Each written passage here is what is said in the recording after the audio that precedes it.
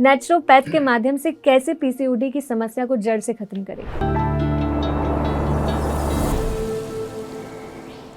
देखिए, पहली बात तो ये है कि हर आदमी को ये समझना बहुत ज़रूरी है कि हमारी बॉडी नेचुरली और नॉर्मली फंक्शन करने के लिए डिज़ाइंड है। मतलब हमारी आंखें बढ़िया देखना चाहती है ना, कान सुनना चाहता है, ओवरीज अपना बढ़िया काम करना चाहती है ना, यूट्रस अपना काम करना चाहता है।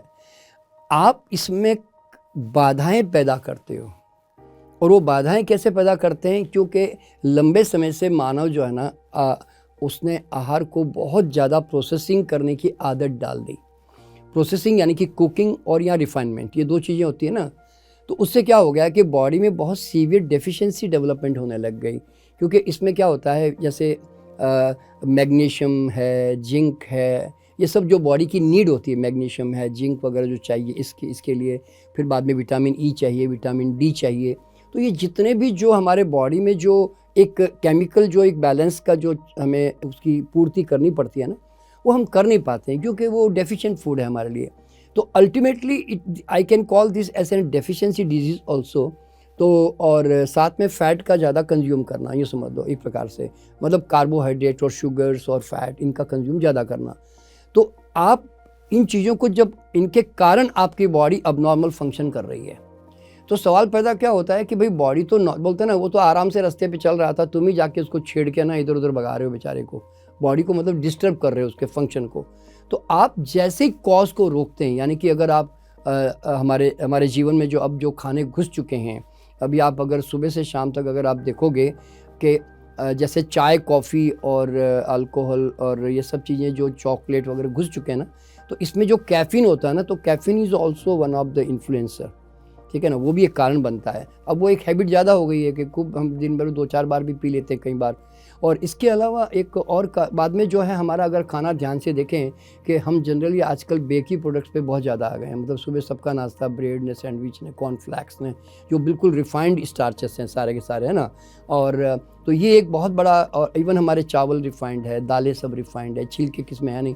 मैंने कहा ना, ये प्रॉब्लम फाइबर से रिलेटेड भी है, क्योंकि फाइबर जब होता है ना, तो बॉडी में से फैट, एक्स्ट्रा फैट जो जारी होती है ना, वो रिलीज़ हो जाती है, फिर बाद में जमा नहीं होती। इसलिए कई लोग जब फाइबर कंज्यूम करते हैं ना, तो उसके कारण क्या होता है, उनका वेट नॉर्मल होने लगता है। क्यों? जो अब नॉर्मल फैट चली भी गई ना, तो बॉडी उसको धक्का देके बाहर निकाल देती है, ये समझ लो, इंटेस्टाइन से। तो अब्जॉर्ब नहीं होती, मतलब वो फिर फाइबर के चक्कर में। तो इस तरह से अगर आप ध्यान से देखोगे तो ये जो जितने भी रिफाइंड फूड हमारे अंदर आ गए हैं, और शुगर कंजप्शन बढ़ गया ना, अब आज आप देखेंगे चाय से लेकर हमारे खाने मिठाइयों से लेकर, वो भी एक बहुत बड़ा कारण हो गया।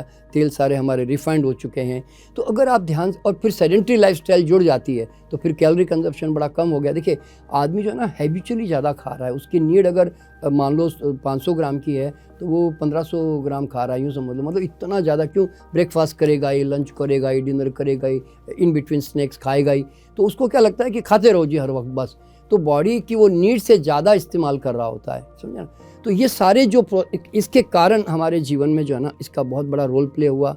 हाँ, इसमें एक चीज़ और होती है, हालांकि वो बड़ा कारण तो नहीं मानूंगा, वो है स्ट्रेस फैक्टर भी होता है, पर वो बहुत लंबी उम्र में जाकर होता है। क्योंकि अभी यंग रहते रहते 15, 18, 20 साल तक तो कोई इतना स्ट्रेस तो होता नहीं है ना, क्योंकि हम डिपेंडेंट ही होते हैं, हम तो कोई अपने माँ बाप हमें पाल रहे होते हैं। तो उसका फैक्टर बहुत कमज़ोर है, क्योंकि उससे हार्मोन डिस्टर्ब होते हैं। फिर दूसरा सबसे बड़ा कारण है ना, प्रोसेस और कुकिंग के बजाय, वो होता है मिल्क जो है। देखिए, मिल्क कंजप्शन, जितना आप दूध, दही, पनीर और आप खा रहे होंगे ना, तो दूध बेसिकली है ना हार्मोन से कनेक्टेड है। उसके अंदर इंसुलिन भी होता है गाय, और ग्रोथ हार्मोन्स होते हैं उसके अंदर।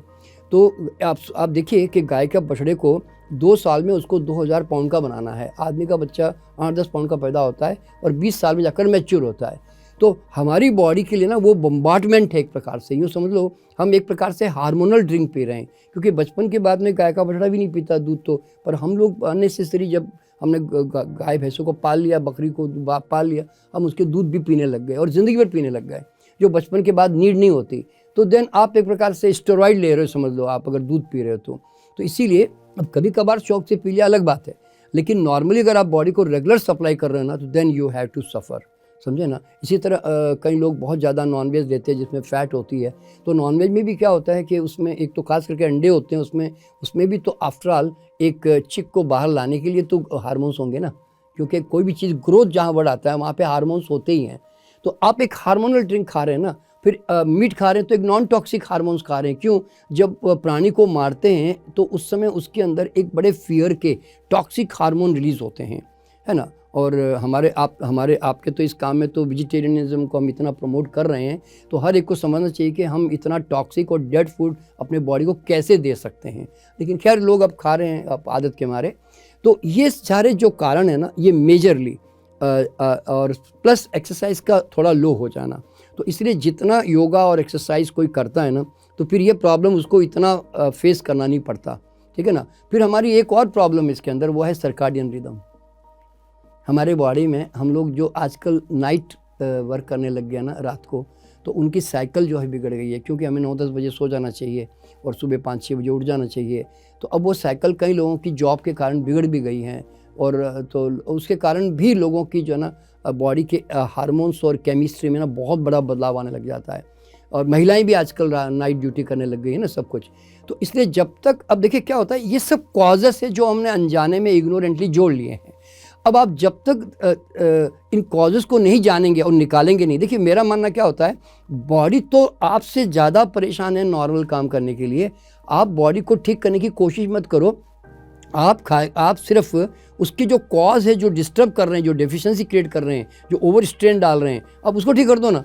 वो ठीक करते ही बॉडी तो नॉर्मल होने के लिए तो और संघर्ष ही कर रही है इस तरह से। तो इसीलिए पीसीओडी कभी ठीक नहीं करना पड़ता, और लोग जनरली थोड़ी सी लाइफस्टाइल ठीक करते हैं ना, वो उससे ठीक हो जाते हैं। आप अगर कोई भी गायनेकोलॉजिस्ट को भी सुनोगे या कोई किसी भी डॉक्टर को सुनोगे ना, तो आप देखेंगे कि वो एक ही चीज़ की राय दे रहा होता है कि consume more and more fibre and fruits and salads.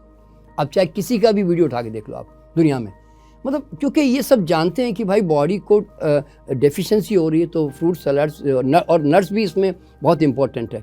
हमें नट्स खाने चाहिए, क्योंकि नट्स और जो होते हैं ना, वो नेचुरल प्रोटीन्स हैं।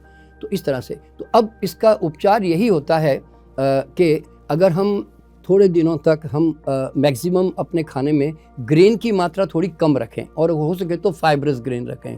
और अब तो मिलेट का दौर चल पड़ा है, तो वो फाइब्रस ही होता है। तो कोशिश ये करें कि लंच और डिनर में आप थोड़ा लेसर ग्रेन, यानी कि अगर आप रोज़ अगर मान लो 4 रोटी खाते हैं, 2 कर दें, यानी कि 50% कम से कम कट डाउन कर दें। तो उससे क्या होगा, कार्बोहाइड्रेट जो है ना उसके अंदर जो जा रहा है बॉडी में, वो थोड़ा सा लिमिटेड हो जाएगा, है ना। और थोड़ा कार्बोहाइड्रेट बॉडी को चाहिए, वो फ्रूट से हमें मिल जाएगा। और सैलड इंटेक बढ़ा दें, वेजिटेबल जूसेस वगैरह, रॉ वेजिटेबल जूसेस बढ़ा दें, स्प्राउट्स को बढ़ा दें जो प्रोटीन का अच्छा सोर्स हैं, और नट्स और सीड्स को बढ़ा दें, ठीक है ना, इस तरह से। तो ऐसे करने से भी है ना, और थोड़ी साथ में अगर कोई योगा एक्सरसाइजेस ये सब जुड़ गए, या वॉकिंग जुड़ गई या जो भी, तो फिर उससे बहुत जल्दी फ़र्क पड़ने लग जाता है। तो मैंने आज तक ऐसा देखा नहीं कि कोई आदमी थोड़ी सी लाइफस्टाइल ठीक करे तो ये इससे ठीक हो जाता है। देखिए मेंस्ट्रुएशन के बारे में मैं आपको बताना चाहूँगा कि बहुत कम लोग जानते हैं कि दुनिया में किसी प्राणी को है ना मेंस्ट्रुएशन प्रॉब्लम नहीं है। किसी प्राणी को बता रहा हूँ मैं, आदमी को क्यों है, सोचने की बात है कि नहीं। तो देखिए मैं आपको बताना चाहता हूँ कि मैंने ना मेंस्ट्रुएशन के ऊपर एक बहुत पहले एक मैंने इंटरव्यू, एक जूम मीटिंग की थी। दुनिया वर्ल्ड में मतलब जितनी भी औरतें नेचुरल रॉ फूड पे रह रहे हैं ना, उनका मैंने इंटरव्यू लिया। आपको जान करके हैरानी होगी, 6-6 महीने में एक बार मेंसेस आता है उनको, प्रॉब्लम ही नहीं है। 18-20 साल की लड़की कॉलेज में पढ़ रही है, वो कहती है कि मैं तो रॉ फूड पे रहती हूँ, मुझे तो आज तक कभी पता ही नहीं चलता कि मेंसेस क्या होता है। आई डोंट नो एनीथिंग, ना कभी ज़िंदगी में दर्द आया। और उनकी जो मदर है वो 40-50 साल की है, उसको भी कभी कोई बोले पता नहीं, मतलब ये जो देखिए ये मेंस्ट्रुएशन जो है ना, एक नेचुरल प्रोसेस है, सब जानवरों में होती है, हर एक रिप्रोडक्शन हर एक के अंदर होता है। तो तकलीफ़ होना और प्रॉब्लम होना, ट्यूमर बन जाना, सिस्ट बन जाना, ये क्या सेंस है भाई, ये तो तुम्हारे गलत कारणों के कारण है। तो ओरिजिनली देखा जाए ना, तो कोई भी मेंस्ट्रुएशन की प्रॉब्लम हम सफ़र करते ही नहीं लाइफ में, अगर हम थोड़ा सा केयरफुल हो जाएं तो। यहाँ हमारा खाना मतलब जितना ज़्यादा नेचुरल, क्योंकि आपका तो प्रोग्राम ही बैक टू नेचर है, तो बैक टू नेचर का मतलब है अब धीरे धीरे भैया आप वापस नेचर की तरफ आओ। मैं यूँ कहता हूँ, आप रहन सहन आधुनिक जीवन का अपना लो, लेकिन खान पान आप जंगल वाला अपनाओ जिससे कि आप थोड़ा नेचुरल ज़्यादा हो सके, ठीक है ना। सर जैसा आपने बताया कि कुछ एक्सरसाइज और योगा करनी चाहिए, तो कोई पर्टिकुलर एक्सरसाइज या योगा है? हाँ जी, हाँ जी, हाँ जी। देखिए क्या होता है कि आपको वो एक्सरसाइज करनी चाहिए जिसमें आपके पेट के ऊपर उसका जोर पड़े। मतलब देखिए क्या होता है, एक सिंपल सा लॉ क्या मालूम है, कोई भी चीज़ जमा कब होती है, डिपॉजिट कब होती है, जब वहाँ सर्कुलेशन स्लो डाउन हो जाता है ना। तो आप अगर किसी जगह पे कॉन्ट्रैक्शन एक्सपेंशन ये दो काम कर रहे हैं, तो फिर अगर मैं मान लो मेरा हाथ है ये, अब यहाँ चर्बी जम गई मेरे, अगर मैं इसको यूं रोज़ 10-100 बार करूँगा तो मेरा ऑटोमेटिकली फैट यहाँ से निकल जाएगा, है ना।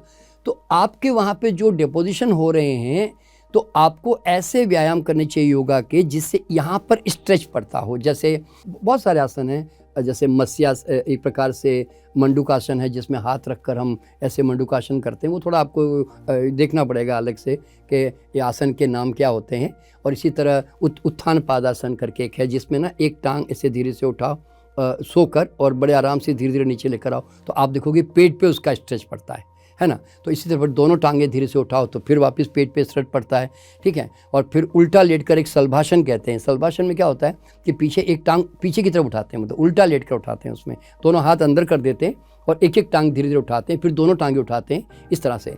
तो इस तरह के जो आसन होते हैं वो बहुत काम करते हैं इसके अंदर। और देखिए जो भी आसन मैं आपको एक कॉमन बता देता हूँ ताकि आपको ना ये ढूंढना ना पड़े कि कोई ये आसन के वो आसन, जिससे आपके पेट और स्पेशली नीचे के पार्ट पे जिसका असर पड़ रहा है ना आपके योगा करने से, समझना वो आपको इन्फ्लुएंस कर रहा है, वो आपको फ़ायदा दे रहा है। अब देखिए मैं एक जनरल एक्सरसाइज बताता हूँ सबको। उसमें क्या करता हूँ, मैं उनको कहता हूँ कि आप है ना किसी खंबे को या किसी दीवार को पकड़ लें और आप अपनी टांग को स्विंग करें, ऐसे ऐसे आप अपनी टांग को स्विंग करें। तो अब आप देखो, आप जब टांग को स्विंग करोगे तो नीचे आपका जो पेट है वो ऐसे ऐसे तो होगा ना, ऐसे ऐसे कॉन्ट्रैक्शन एक्सपेंशन होगा ना। तो आप जब टांग को स्विंग करते हो ना तो पूरा पेट जो है ना उसके अंदर जो है बहुत एक्टिव होने लगता है। तो आप 50-100 तक भी कर सकते हैं आराम से, खड़े खड़े स्विंग ही तो करना क्या है। तो उससे भी है ना आपके पेट पे बहुत बड़ा असर पड़ता है। हाँ, एक चीज़ जो हम इसमें देखिए, वैसे तो आपका तो मेडिटेशन एक बहुत बड़ा पार्ट है, क्योंकि मेडिटेशन से क्या होता है कि रिलैक्सेशन के कारण हम प्राण ऊर्जा बहुत ज़्यादा उससे रिसीव करते हैं, तो उससे भी है ना अपने आप फ़र्क पड़ने लगता है। देखिए मेरा मानना क्या है कि आज आप 100 वोल्टेज की प्राण ऊर्जा में आप एक खाना खा रहे हो और गड़बड़ कर रहे हो, तो आपको लगेगा कि अब आपकी मेडिटेशन करने से 200 वोल्टेज बढ़ गई, तो आपकी बॉडी की टॉलरेंस पावर और गंदगी को निकालने की पावर जो है वो बढ़ जाती है और डिपोजिशन कम होने लगता है। तो इसीलिए क्या होता है कि मेडिटेशन भी एक बहुत बड़ा रोल प्ले करता है इसमें, अगर लोग करें तो। इस तरह की जो जितनी भी चीज़ें हैं ना उनको अगर अडॉप्ट करें तो फिर उनको इसमें से निकलना, मैं कहता हूँ, बहुत आसान काम है। मैंने बताया ना कि I don't consider PCOD as a disease at all, it is just an basic symptom, starting symptom है, ये समझो। ये कोई बड़ी बीमारी अभी हो नहीं है, बड़ी बीमारी होने की संभावनाएं बता रही है कि अगर आप नहीं जागे तो डायबिटीज़ या आपके ब्रेस्ट के प्रॉब्लम्स या और भी कई प्रकार के मतलब कैंसरस ट्यूमर्स या कुछ भी आपके साथ हो सकता है। इस